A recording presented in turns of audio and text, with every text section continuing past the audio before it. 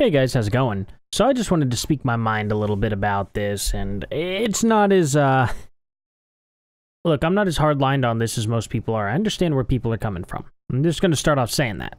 And everyone's got their opinions, and it's fine. It's totally fine. But the thing about it is I think people are getting a little too passionate and a little too upset by what's going on with this whole thing. So I just want to come out and just kind of talk a little bit of sense into some people. Because I've been talking with people on Facebook, and they're like, no, this is a tribute, they should have labeled it as a tribute, and all this other stuff, and I have to disagree for the most part, okay? And I just want to ask simple questions here for you to think about. Is Phil Anselmo doing a tribute to his vocals? He's not. He's not doing a tribute to his written parts, he's not doing any of it. He is performing the parts that have always been his. Is Rex Brown doing that as well? The answer is no. No, he's not. He is playing his written parts. I understand there is a tribute aspect there. Zakk Wylde is clearly not playing parts he wrote. The drummer, I forgot who the drummer was. I'm sorry about that. But, look, these are people. Well, at least Zakk Wylde was very good friends with Dime, okay? And for people to be sitting there and talking for Dime and speaking, saying that, no, he'd be turning in his grave right now. I don't think that he would. I just don't see any indication of it. Dime was always like a happier dude, okay? Vinny was much more bitter. Vinny had a reason to be bitter, though. His brother died. His brother was murdered. I'm sure that flipped him completely on his head. He wasn't a very happy guy anymore after that. He blamed Phil for that, which I always thought was ridiculous, but I understood why, because Phil said some pretty awful things. But man, Phil did not make those things happen, though. I always thought later on in life, it was like, man, just do the reunion. Have Zakk Wylde fill in, Vinny on drums, Phil on, everything else, Have them all there like that. That would have been a much cooler show, in my opinion. But unfortunately, he took it to the grave with him. He had a lot of hatred for Phil, and it's not like I could sit there and be like, "Oh man, he needs to get over it." Like I can't really do that because it's like there's beef there that I or anybody else probably really doesn't know about, or maybe they do, and it's just like, hey, he's not going to get over that, which is also fine. That's up to him. Not exactly going to hold anyone's feet to the fire on that. I just thought it would have been great for them to get past that. All in all, though, obviously, they made a right choice with bringing Zakk Wylde on board.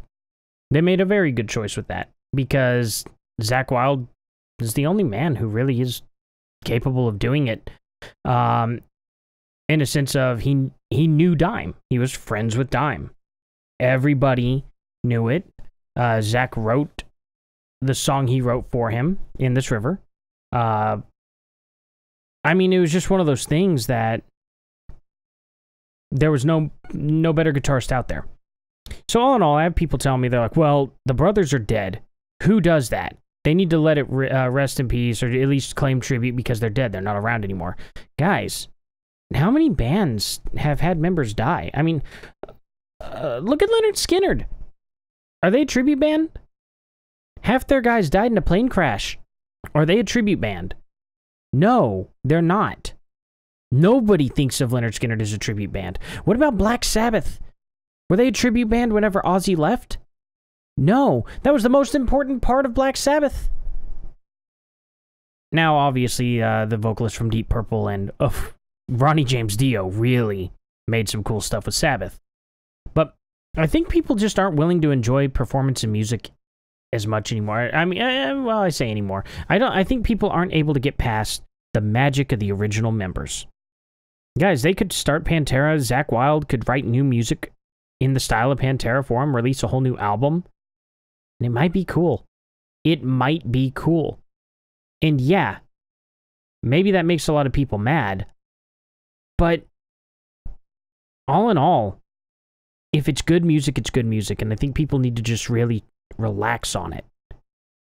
And if it really bothers you that much, you don't have to participate in it. You don't have to listen to it. You don't have to acknowledge it. You don't have to support it. You don't have to fund it. Just let it be. I know many, many, many bands that are not original at all. Insufferum's not original. In Flames sure is not original. I know somebody said that In Flames doesn't even have any original members. I don't know that that's true. I thought there was one, but maybe they don't, because if I remember right, I think a guy started like a year after In Flames started, and he's the original member now, but it was technically around a year before him or something like that. I don't know, maybe, maybe not, but anyway, In Flames, it doesn't matter. That's an awesome, awesome band. You're going to tell me that they're a tribute band too? It's utterly ridiculous, to be honest. It is utterly ridiculous. I understand people's passion.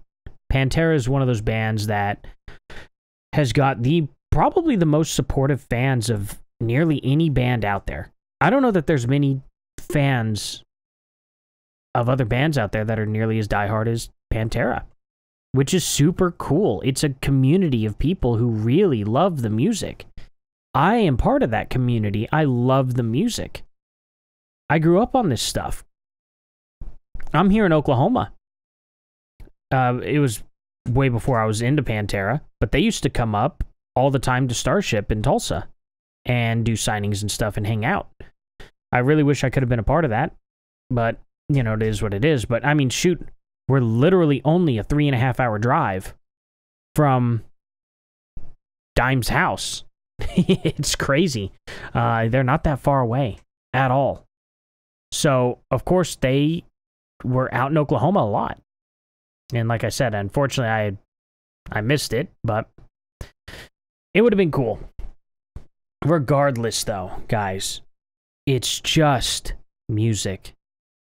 It doesn't matter what band is out there, okay? They could fire everyone off. An entire label company could throw somebody off and just retain the band name and put 4 new members in there, right? And all in all, that would suck. But it's not like those 4 people that would have gotten kicked out necessarily would stop making music, I guess you would say. So I would just follow them.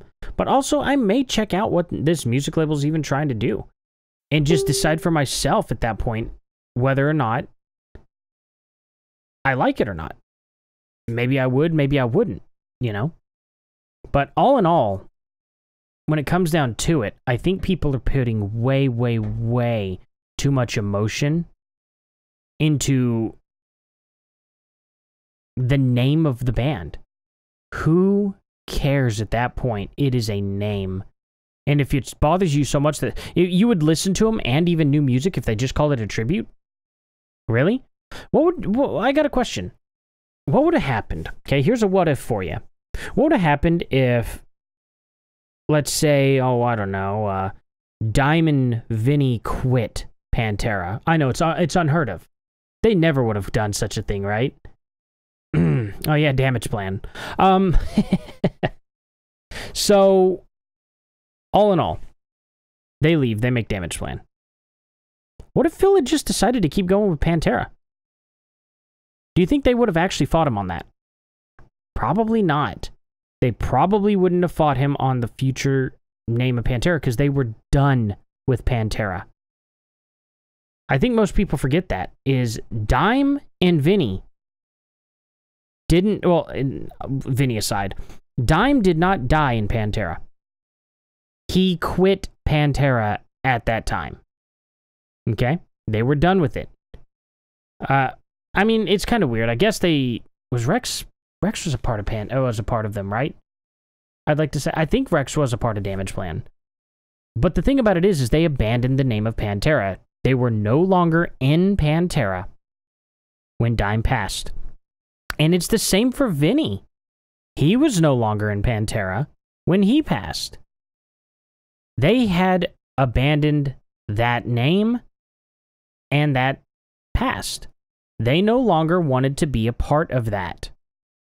Now, maybe they would have changed their minds had they been alive today. Maybe they would have made up and been like, hey, you know what? Let's do a reunion. But there's no telling. They may have been like, I'm good on that.